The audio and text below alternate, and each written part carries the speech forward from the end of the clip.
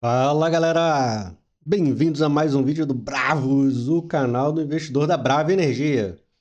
Galera, hoje a gente vai fazer um oil update, que vai ser um pouco mais longo, tá? E porque saiu muita coisa, muita coisa durante os últimos 2 ou 3 dias. Inclusive a galera vem me passando e mandando coisas para botar nos vídeos, então agradeço a todos. Mas coisinhas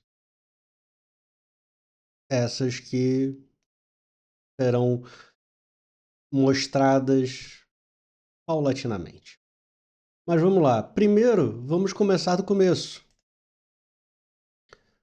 A tabela de estoque e produção americana, da EIA. Vai ter uma sopa de letrinhas, porque a gente hoje vai falar bastante da EIA, que é dos Estados Unidos, e da IEA, que é internacional. Tá? E basicamente o que a gente teve hoje, saiu hoje de manhã, às 11 horas da noite, 11 horas da manhã, 11h30, saiu o relatório de estoque e produção, né, onde a gente teve uma queda grande, muito maior do que o esperado, de petróleo, de estoque de petróleo, onde a parte comercial caiu muito e a parte de reserva estratégica foi adicionada.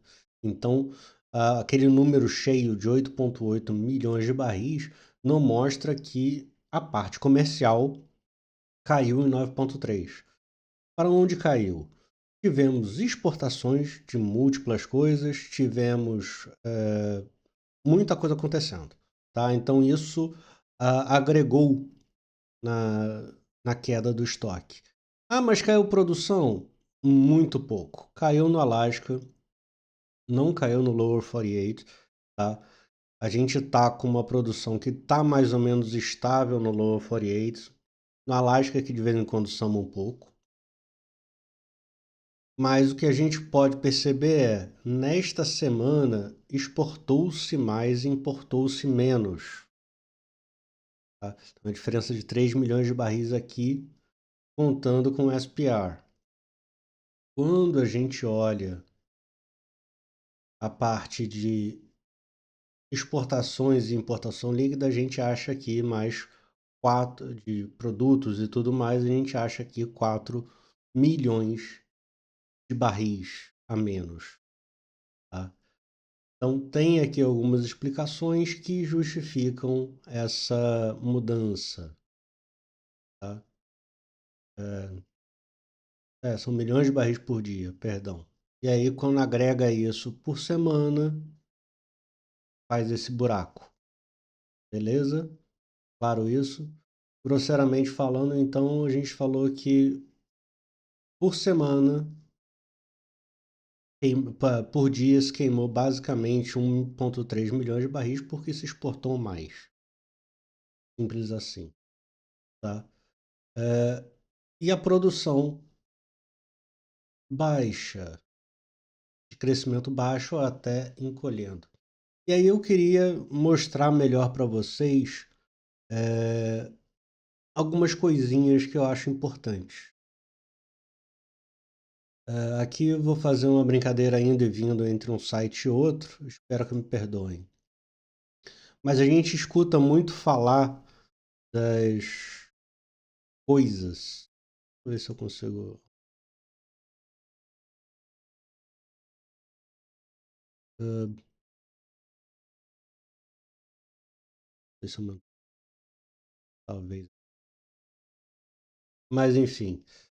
Isso aqui é aonde a parte onshore de petróleo e um pouco offshore e tem nos Estados Unidos.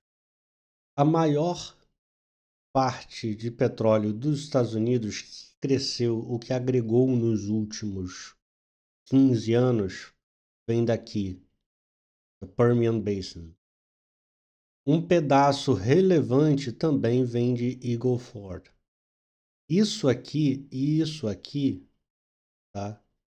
São consideradas coisas mais velhas, tá? Aqui também.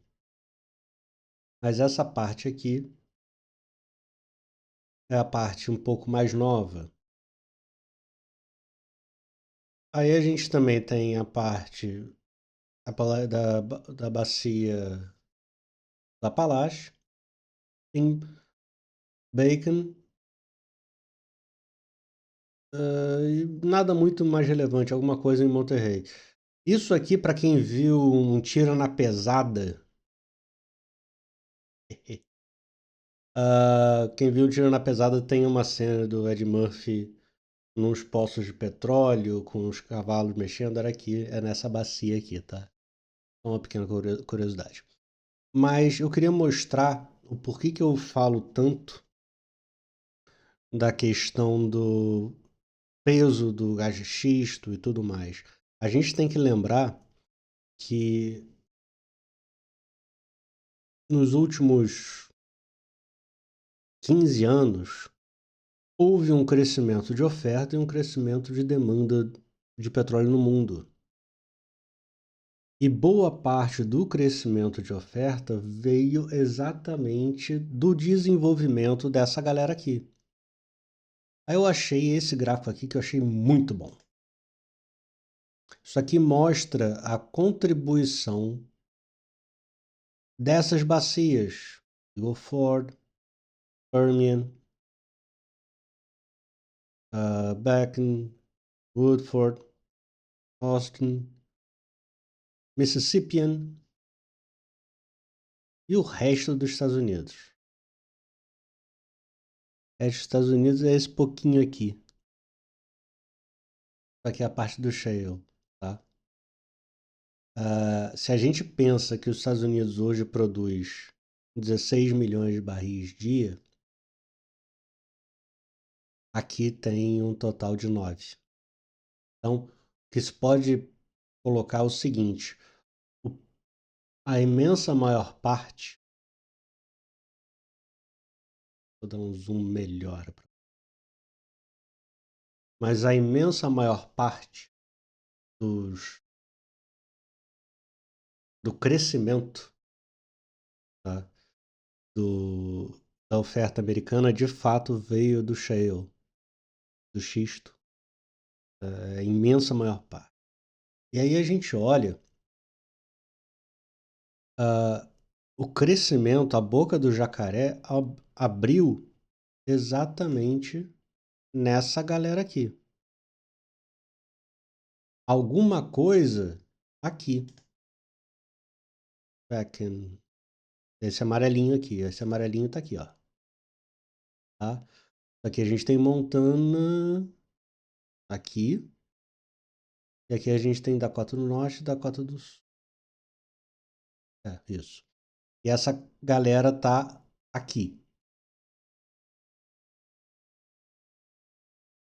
E é uma galera que cresce, mas não cresce tanto. Se você pegar em 2020, ela Bakken produzia 1,2 milhões de barris por dia. Hoje está produzindo 1,17 milhões de barris por dia. Eagle Ford em 2020 estava produzindo 1,27. Hoje está produzindo 1,5. Permian em janeiro de 2020 estava produzindo 4,10. Hoje está produzindo 5,68.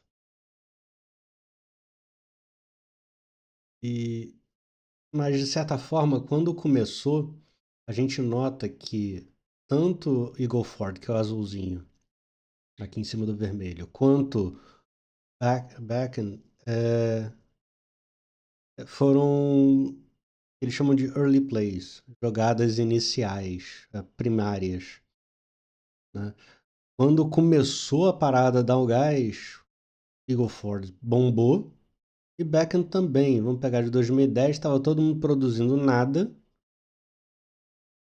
E em 2015, a galera pelo menos tinha duplicado, triplicado, quadruplicado e tudo mais, mas Eagle Ford foi bem mais tímido. Só que a partir de 2015, 16, Eagle Ford começou a ganhar, a Permian começou a ganhar mais corpo, cada vez mais, cada vez mais, cada vez mais, até que está neste monstro que hoje temos. Mas eu queria mostrar alguns dados para vocês aqui que são interessantes. Em outubro de 24, outubro de 24. Em outubro de 24, vamos pegar aqui outubro de 24. Outubro de 24, a gente estava por aqui. Petróleo a $74, tá? Não estava nada assim tão muito legal, 75. A gente chegou no nosso pico na Permian. É, vou até caçar aqui se foi outro, não, esse aqui mesmo. E foi o pico total do shale. Isso é muito importante, tá? Então a gente está falando que aqui foi o pico total do shale. E desde então, a gente tem uma galerinha caindo e uma luta muito grande para sobreviver. E aí eu achei um relatório de uma empresa que trabalha exatamente aqui, tá? Não é uma empresinha, mas também não é uma empresão. E aí, mostrar aqui, a gente está falando dessa área aqui, tá? Dakota do Norte, são os diversos condados e aqui Montana. A gente está falando dessa região aqui. O que ele fala nesse negócio? Eles têm uma produção de 9 milhões, 9 mil barris por dia, uma baseline decline rate, ou seja, uma taxa de depressão, uma taxa de queda na produção de 23% ao ano, tá? Nessa, onde eles já estão trabalhando. E aí eles precisam, dado que eles já têm feitos e já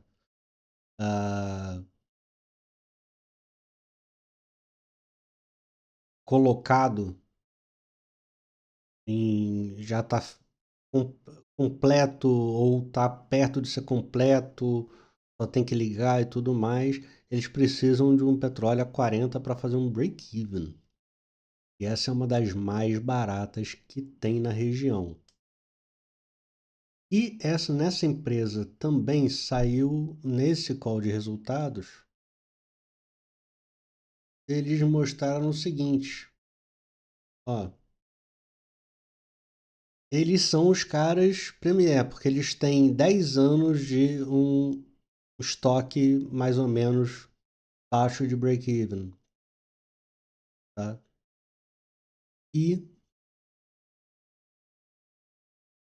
olha isso aqui. Isso aqui eu achei fantástico. Fantástico. Ela se vangloria de ter uma queda, um declínio, uma curva de declínio, pronto, achei a frase, pequena, de 34% ao ano. Enquanto outros competidores, tem um aqui que está muito bem, para a região, 29%, o resto da galera está em 36, 38, 40, 47. E o que que isso mostra? Tá? Vou deixar aqui mais um tempinho para você. Tá? Eles dizem que a taxa de declínio da produtividade dos poços é de 34% ao ano. enquanto outros pares têm 47. E isso aqui é uma taxa média. Por que eu falo que é média? Porque tem uns poços mais antigos, e os poços mais antigos produzem menos e têm uma taxa de declínio menor, porque já perderam boa parte do gás inicial. De tal forma que a capacidade de perda é menor. Já perderam todo o gás. Só que os poços novos que estão entrando para tapar o buraco perdem capacidade de produção muito rápido, alguns 50%. Teve um caso de um poço que eu vi que perdeu, nos primeiros 16 meses, 78% da produção. Porra, acabou. O negócio produziu tanto no início e depois se foi. Tá? Então isso é importante a gente pensar. Por quê? Aí a gente vai olhar o documento da EIA. A IEA, perdão. Ele fala sobre as implicações das taxas de declínio dos campos. E aí ele fala um monte de... Tá?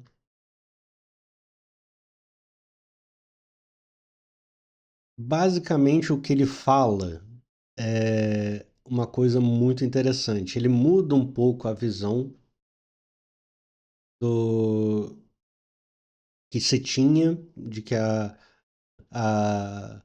gente teve inclusive um diretor da própria IEA falando, acho que no início dos anos 2000, 2010, 2015, falando que se parasse de investir agora, ainda assim já teria uma queda gigante na demanda que faria com que a queda na curva de oferta se igualasse e não precisava mais, seria uma perda de dinheiro. E aí ele fala de casos específicos e tudo mais, como mudou a composição da oferta. E aí ele fala, na ausência de investimento, a oferta cai rápido. Cai rápido quanto? Isso aqui até o Adeval botou num grupo uma manchete. Eu falei, pô, o pessoal é muito clickbait. Que basicamente eles falam o seguinte, se não tiver investimento nenhum em upstream, em novas fontes, novos poços, novas áreas, a oferta global cairia, em média, 8% pela próxima década. Ou 5 milhões de barris e meio por dia. Parece... Não é tão sexy assim, né? A gente tá vendo... A gente tá olhando aqui a nossa bravinha, 90 mil barris dia, quase 100. Fala-se da Prio daqui a pouco chegando nos 200. Tem os navios da Petrobras que estão entrando, e aí é 200 mil barris, é 100 e blá mil barris. A gente está numa fronteira de expansão da produção. O resto do mundo não. Isso é muito importante. Quando a gente fala que todo ano cai 5,5 milhões de barris, a gente está falando de 55 mil milhões de barris em 10 anos, grosseiramente falando. E se a gente falar em 55 milhões de barris numa oferta de 115, 120 milhões, cortou metade. Menos da metade. Entendeu? É muito complicado. E o mundo, a gente está falando aqui na próxima década, a gente está falando de 2035, a gente não está falando de 2050, carro voador movido a energia nuclear, não. A gente está falando de 2035, são 10 anos, passa voando. Meu filho já vai fazer 9 anos agora. Eu lembro de quando eu tirei ele da barriga da mãe. É bizarro. Terei 52 anos. E 51 para 52 e o mundo precisará de petróleo ainda, de alguma forma. Tá? E aí eles falam que em 2010 as taxas de declínio eram de 3,9. Hoje está em 5,5. Por que isso? Porque a gente está começando a ficar mais dependente de fontes não convencionais, digamos assim. Tire oil é o condensado, digamos assim, do gás, do petróleo do xisto, tá? Então a gente tem uma produção de mais de 35% nos primeiros 12 meses e depois 15%. As reservas de shale dos Estados Unidos estão cada vez mais produzindo uma cota maior de gás. E aí, e tem algumas questões também que eu li recentemente que a maioria dos campos lá estão produzindo um volume de água cada vez maior. Existem 230 bilhões de barris e 40 trilhões de metros cúbicos de gás que já foram descobertos, mas precisam ainda de liberação. A gente tem os nossos aqui, né? Esse é um número maravilhoso.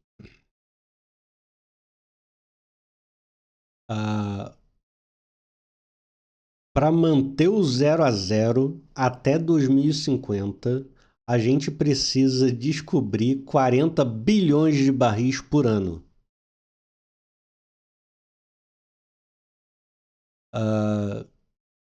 Nos últimos anos, demorou mais ou menos 20 anos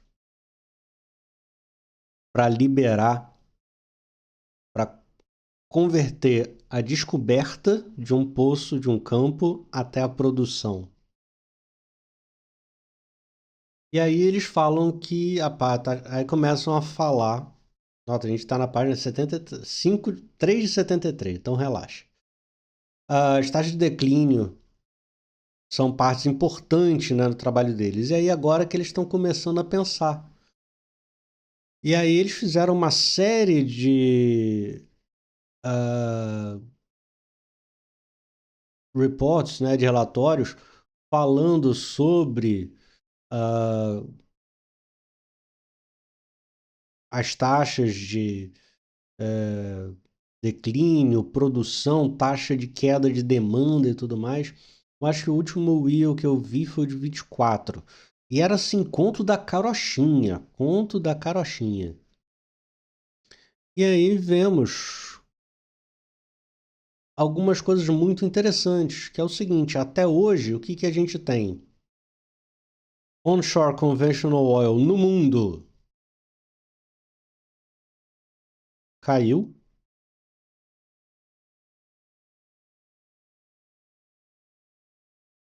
Óleo de águas rasas caiu. Óleos condensados de gás natural aumentaram a participação. O petróleo do xisto ganhou participação. E a parte de petróleos ultrapesados, aí a gente considera a galera da Venezuela, sim, o petróleo da Venezuela é ultrapesado, ultrapesado. Ele é considerado, ele está alinhado frequentemente em termos de preço ao petróleo que vem do Canadá, da areia betuminosa, que é considerado praticamente um betume, tá? Betume, para a galera que não sabe, geralmente para o petróleo normal é a fração que sobra depois que você refina tudo. Sobra um caldo preto lá, meio viscoso, parece asfalto, aquilo é o betume. Então você imagina que se o produto original, se aliás a matéria-prima é o betume, olha a qualidade dessa porra. Mas vamos lá. E aí a gente tem o rate of change, tá? A gente tem como, o que que agregou. Então você vê que desde 2000 até 2024, petróleo de águas rasas implodiu, não caiu não, implodiu. O onshore normal acabou desagregando, né, atrapalhando mais. O Deepwater, de águas profundas, convencional, agregou relativamente pouco. O que, que agregou muito? líquidos de gás natural, condensados, xisto e alguma coisa de petróleo pesado. Aí aqui a gente tem esse início aqui, Venezuela. Aí aqui, Canadá dá mais um gás aqui, tá? Então você vê que o resto da galera que tá, todo mundo acha batendo palma, ninguém tá produzindo muito mais não. Por isso que eu olho com muita atenção para essa galera daqui. Que é essa galera daqui, tá? Onde é que eu tava? Isso. Então, esse é o ponto principal. Muito, muito importante. Ah,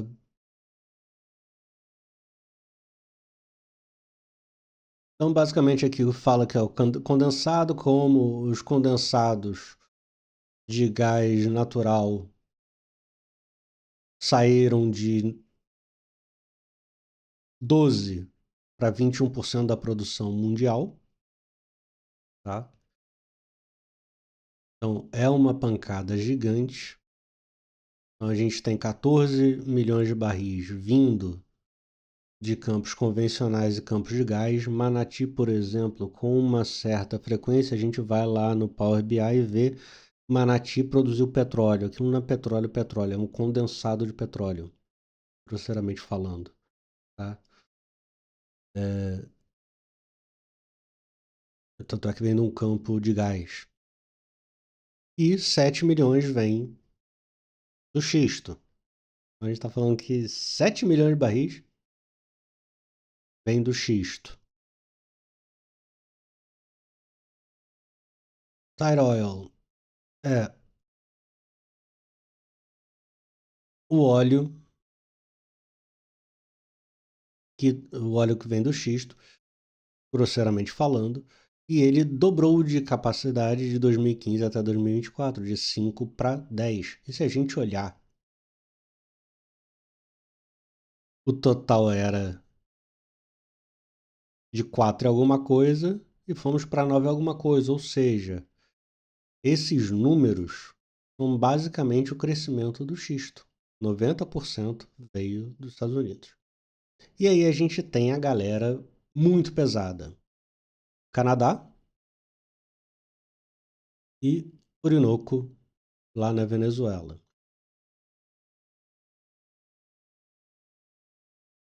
Produção por países. OPEP e Rússia, que eu vou dar um zoom, tá? Melhor eu acho. OPEP e Rússia.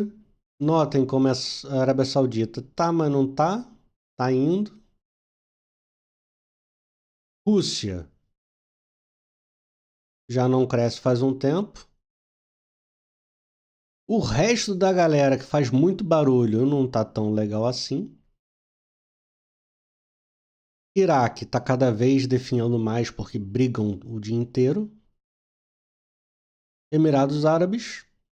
Então a gente tem esse quadro aqui. E aí vem uma figura que o Rodrigão mandou há pouco de um relatório da OPEP, das estimativas da OPEP. Tá? Isso aqui são as fontes. O que a galera vê dos resultados da OPEP. E isso é muito importante. Tá? Isso é extremamente relevante porque a galera mente. O ser humano mente. E mente bastante no caso da galera do OPEP, porque e da IA e da EIA. Só que tem alguns serviços privados de acompanhamento. Um deles é a Platts, que é um serviço da S&P que olha de fato o mundo. E aí eles olham, isso aqui é um dado que vai até mais ou menos agora, tá? Tá um pouquinho desatualizado, mas está indo até agora, basicamente. E ele mostra o quanto são as estimativas de cada um desses agentes. Então a gente tem a EIA, a IEA, a Platts, Energy Aspects e Argos. Historicamente, eles estão mais ou menos juntinhos. Tem umas horas que parece estar colado, todo mundo estimando a mesma coisa. Só que recentemente começou a abrir. E agora abriu pra caramba. A gente nunca teve uma diferença de expectativa, de parametrização de produção de petróleo da OPEP tão grande quanto temos agora entre a Platts e a IEA. Temos hoje um pouco mais de, sei lá, 1,7, 1,8 milhões de barris dia. Tá? E a Platts ela faz muita coisa mais hands-on, ou mais ligada ao mercado. E aí vem junto essa informação. Há vários relatos que eu vejo de players muito importantes que falam que o mercado está mais apertado do que parece. Não está tão folgado assim. Vamos lá. Outros países. Estados Unidos bombou a produção. Se você pegar essa curva aqui, basicamente ela só inclinou porque os Estados Unidos aumentou a produção. Por isso que eu falo. Do crescimento de 2000 até hoje, o mundo cresceu porque os Estados Unidos produziu mais. Simples assim. Por isso que o meu foco lá é muito grande. Eu preciso entender e acompanhar aquele negócio, porque lá é o que vai ser make or break da coisa, digamos assim. A gente tem a China tentando fazer alguma coisa, a América do Sul começando a fazer algum barulho, tá? No mundo como um todo, só que a América do Sul, por exemplo, o Brasil cresce, a Índia cresce, a China cresce, consome mais combustível. É natural disso. Natural isso, tá? Então, tem que ver a galera crescendo vai consumir mais também, não é só botar mais produção no jogo. Quando a gente olha os outros países, basicamente não houve crescimento de produção e aqui a gente tem a Europa que teve uma diminuição na produção. Isso tem a ver com coisas políticas e tem a ver com coisas técnicas também. Tá? Então, quando a gente olha para os números, a gente começa a ficar com medo. E aí, o que que a gente olha, como é que está produzindo? Isso é um negócio legal. Da onde está vindo o nosso petróleo? De campos gigantes. Aonde estão os campos gigantes? O grosso no Oriente Médio, a Arábia Saudita tem o maior deles.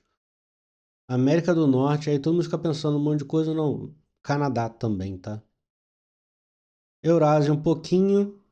A gente aqui nos nossos pré-sal da vida, mas o resto do mundo tem grandes, gigantes, largos, grandes, largos, super gigantes, gigantes, grandes, pequenos e gás vindo e óleo vindo de campos de gás. Então, aqui, por exemplo, a gente começa a ver o impacto do shale, do xisto nos Estados Unidos. Como é relevante isso. E aí aqui a gente tem uma coisa muito legal. Muito legal mesmo, tá? É o seguinte, é o decaimento da produção mundial desde o início da produção do campo. Então, os campos que começaram a produzir antes de 1970, em 2020 eram maduros. Então, eles caem um pouco, caem, mas caem com uma certa beleza, elegância. Mas são campos que já estão bem perto do fim de vida. A galera de 70 e 79 também caiu um pouquinho. 80 também está caindo. Década de 90 também está caindo produção. Já caiu, né? Eu não estou falando que está caindo agora, não. Já caiu e continua caindo. Década de 2000 bela comprimida. E a década passada, de 2010 a 2020, bombou e olha como é que tá implodindo. Não tá caindo não, tá? Tá implodindo. Isso aqui a gente está falando de campos, de regiões de produção. E aí a produção nova tá vindo, mas notem que no somatório de produção total, o resto tá caindo tanto que o novo já não consegue mais tampar buraco. E aí a gente começa a ver o seguinte: a gente tem cada vez campos mais teimosos, né? Então, a quantidade de campos que ainda funcionam, mas que têm mais de 50 anos, aumentou e se manteve. Só que a quantidade da galera, isso aqui parece a classe média, né?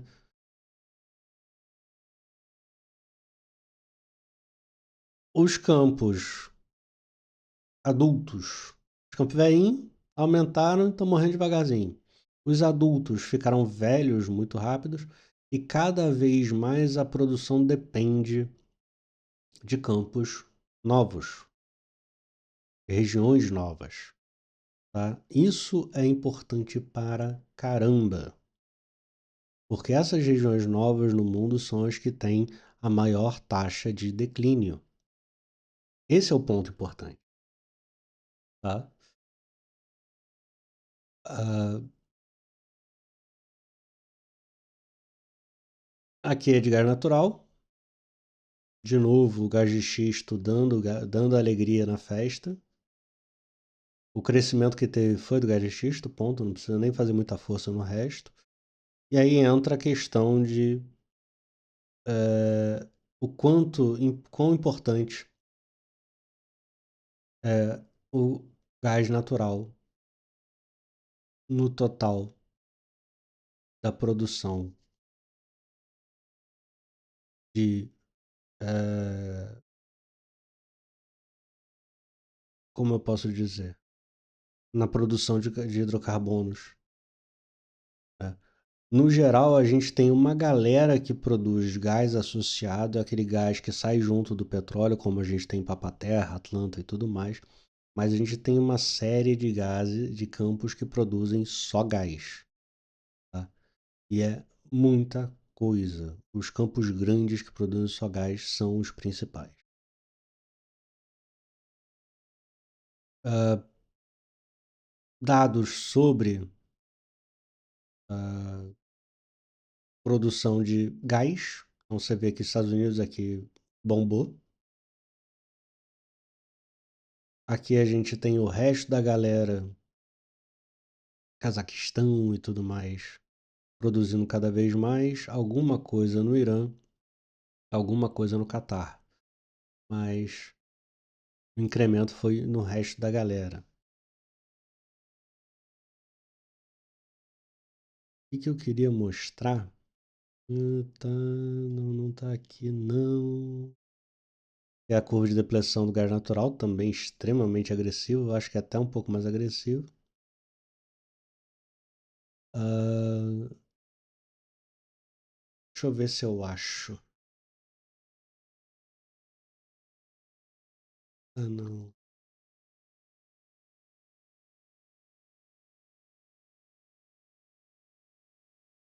Aqui. Não.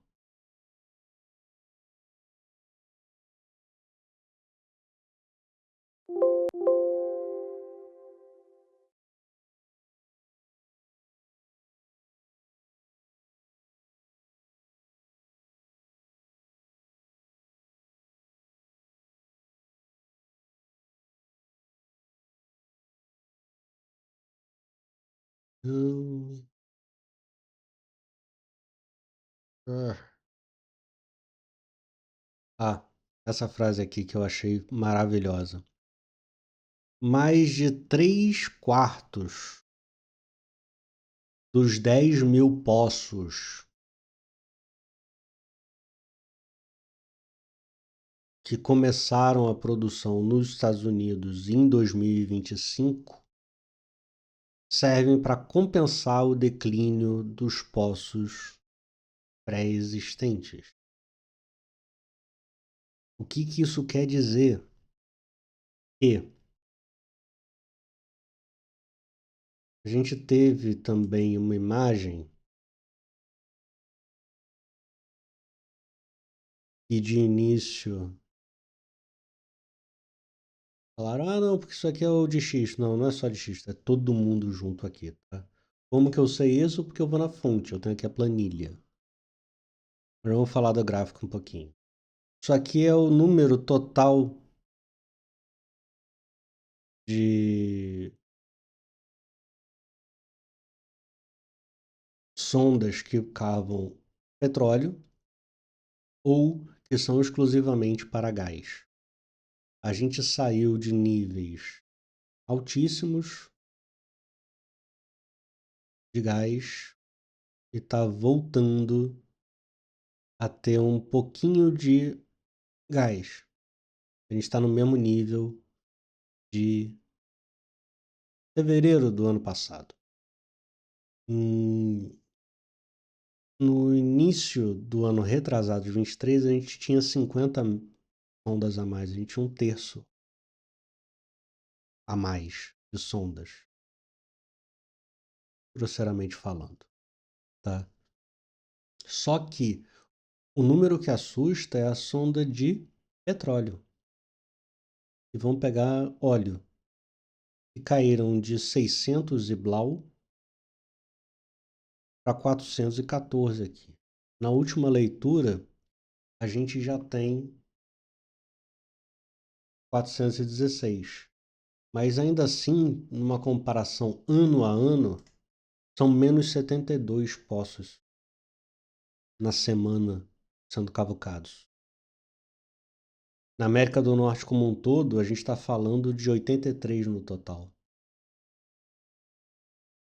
Isso é assustador. E a gente tem queda no Golfo do México, a gente tem queda nos Estados Unidos, a gente tem queda no Canadá no ano a ano. Na semana melhorou 7 na América do Norte. Nos Estados Unidos, 2. É muito surreal. É muito surreal. E que a gente tem que pensar nisso? A gente tem que pensar exatamente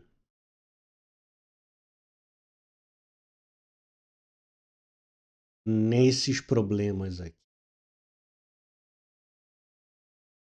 que é o declínio. E aí, eles começam a falar sobre os custos de desenvolvimento e tudo mais. É muito fácil falar que tem que investir, que tem que gastar. Só que a gente nota que desde 2015 o volume de gastos com petróleo cedeu. Gasto de operação subiu um pouco. Mas a galera não tá com esse gasto todo. E se você pegar a inflação, complica um pouquinho mais.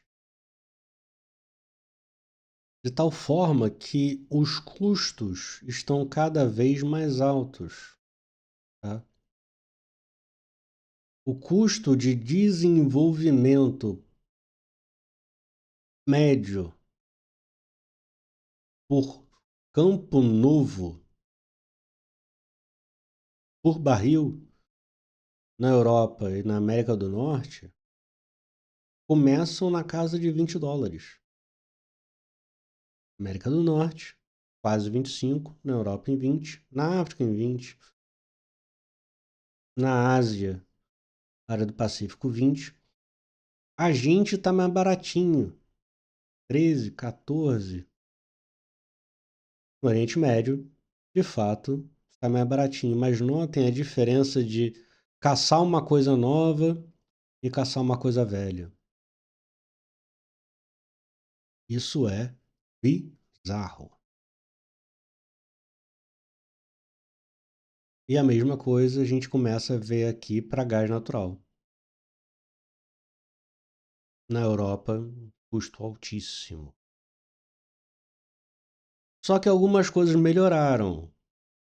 O custo de desenvolvimento diminuiu, embora o custo de achar tenha aumentado um pouco. Mas se gasta mais para achar, mas se perde menos tempo achando e procurando, digamos assim, desenvolvendo. Tá? Isso tem muito a ver com a tecnologia sísmica 3D, 4D, 25D. Daqui a pouco vão estar pulando para a letra E e F e afins. Brincadeirinha, tá? Mas a capacidade de implementar tecnologia é o que há. Só que olha uma coisa muito interessante. Aqui está tudo indexado com dólares de 2000, custos de 2010, base. Durante um tempo,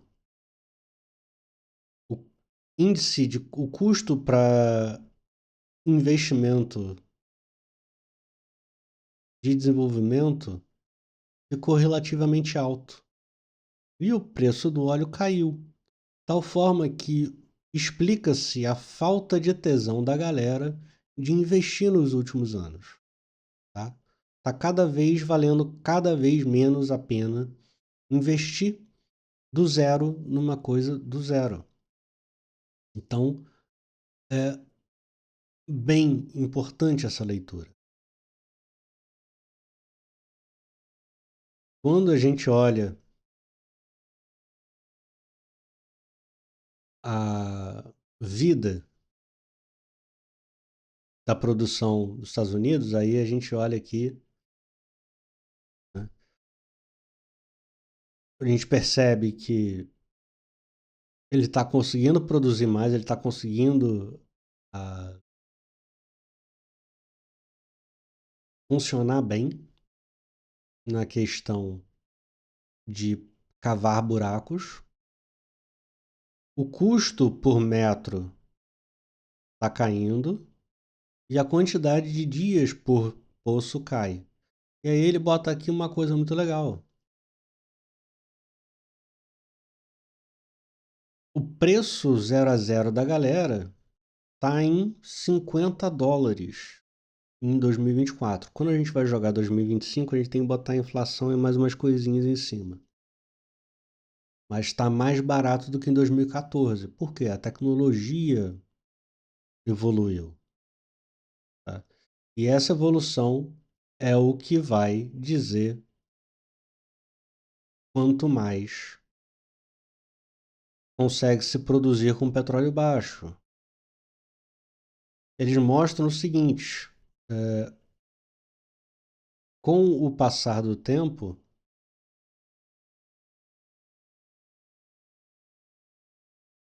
cadê isso?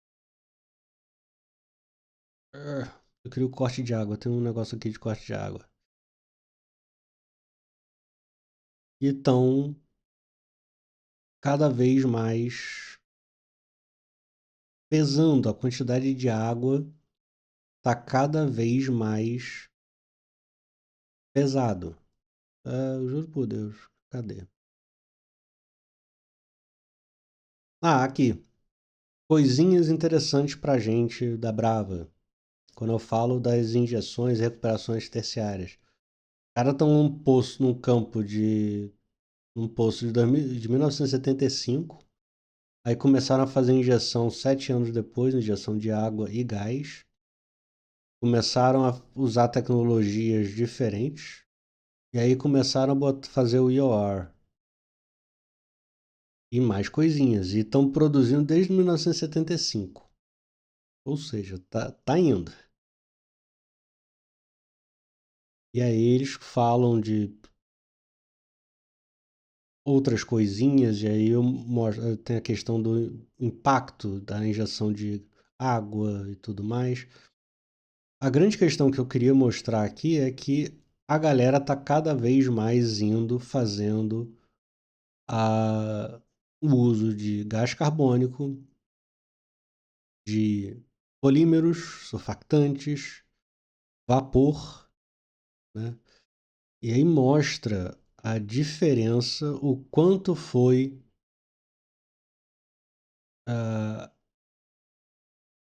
o efeito da recuperação terciária, secundária, e exatamente em lugares, em poços já baixos, com produção muito baixa, que é o que a gente tem nos poços velhos de Papa-Terra. 1.000 barris por dia. A gente tem alguns poços ali que já estão nessa faixa aqui já de produção, lá embaixo, abraçado no capeta. Mas a gente ainda tem que fazer injeção de água, não temos injeção de água, e a gente não tem recuperação terciária.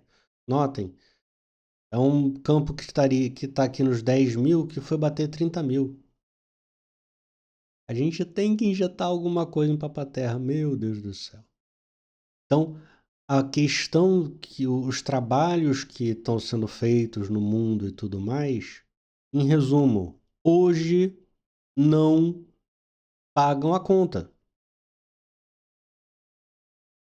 Não fecham a conta. Vai faltar petróleo se continuar nesse nível. A conta não fecha para investir mais e, grosseiramente falando, o preço não está com a quantidade de produção não está indo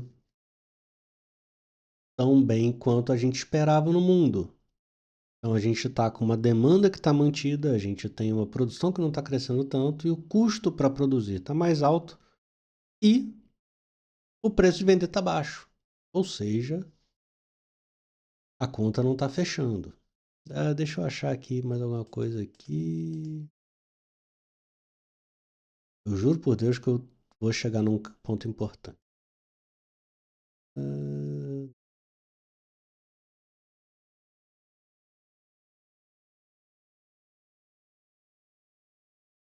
Declínio da galera do xisto. Esse gráfico aqui é assustador.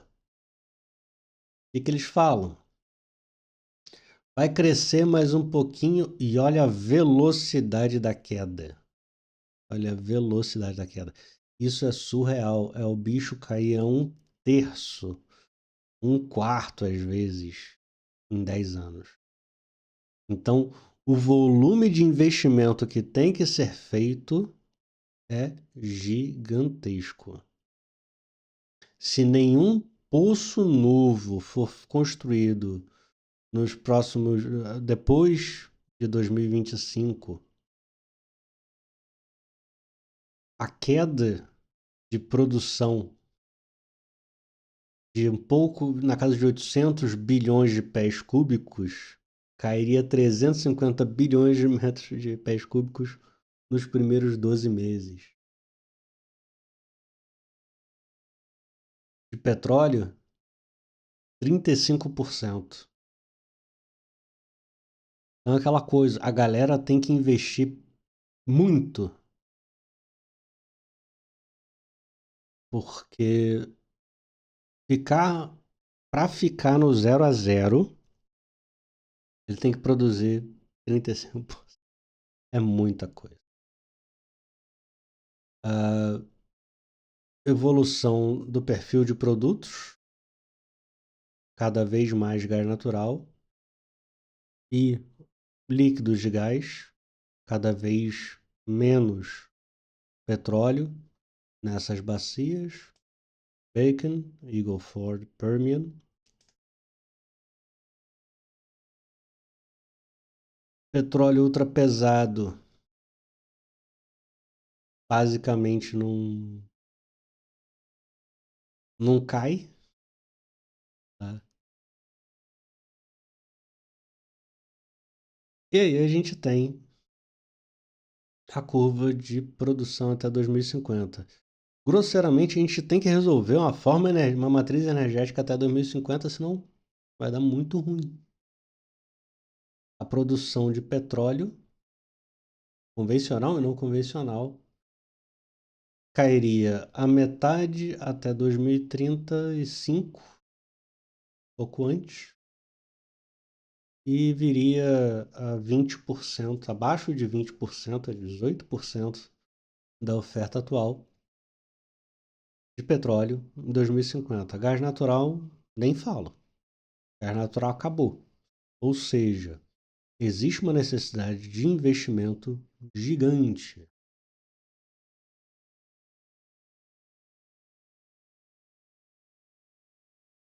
Qual é a perda de produção por ano em milhões de barris? Quase 6. Notem que isso aqui está subindo, os campos novos vão estar aqui. Tá? Então,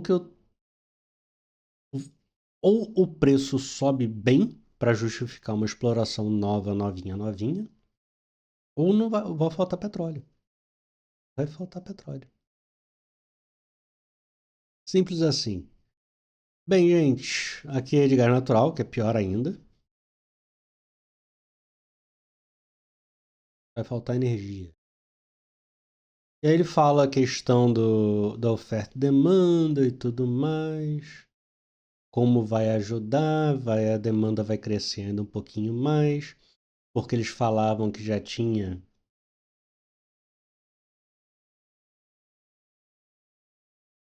é, chegado no topo. Aí aqui eles botam o seguinte: olha, gente, a gente tem sem investimento só no que já está pré-aprovado. Cai. Aqui é só o que já está aprovado.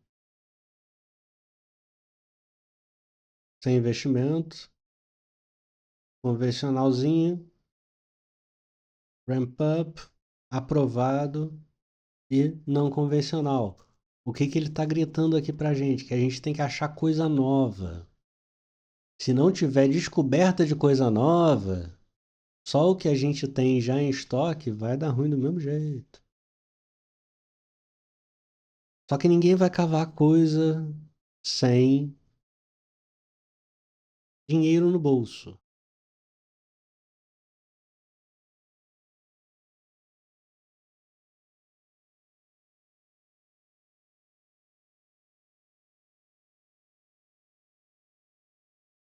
Aí tem aqui a variação de produção, né?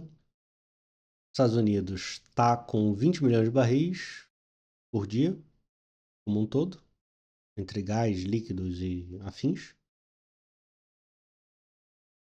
Se não investir nada, cai para 7, 6.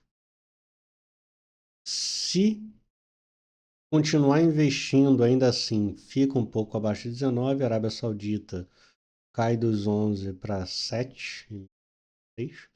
Mas investindo volta. A Rússia despenca, mas investindo volta quase tudo. Canadá também fica no empate. Iraque não tem mais jeito, Irã não tem mais jeito, China não tem mais jeito, Brasil talvez tenha jeito. Isso com investimentos já previstos. Margem equatorial precisa vir.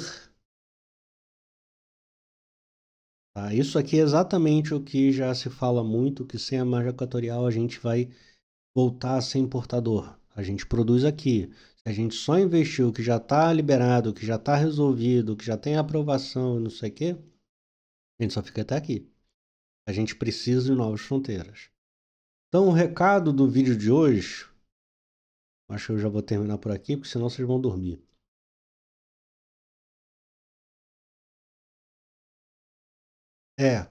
O mundo precisa investir 500 bilhões de dólares até 2050 em petróleo e 250 bilhões de dólares em gás natural até 2050 para tapar buraco com um crescimento de demanda medíocre. Medíocre. Tá certo? Se não investir volumes quase que pornográficos de dinheiro, vai faltar petróleo. Aí o preço sobe de novo. Então, assistir com base monetária expandindo, inflação chegando e tudo mais, inexiste o cenário onde o petróleo de médio e longo prazo fique muito mais nesses 60 e poucos dólares, porque a galera tá cruzando o braço, tá certo? Hoje, o que está se produzindo nos Estados Unidos é muito mais um empurrar com a barriga do que aumentar a produção. Eu ainda voto que daqui a 3 meses a gente vai ter um year over year de produção americano próximo de zero ou negativo. Beleza? É isso, galera. Muito obrigado pela atenção. 1 hora de vídeo, um curta-metragem, quase chegando no longa.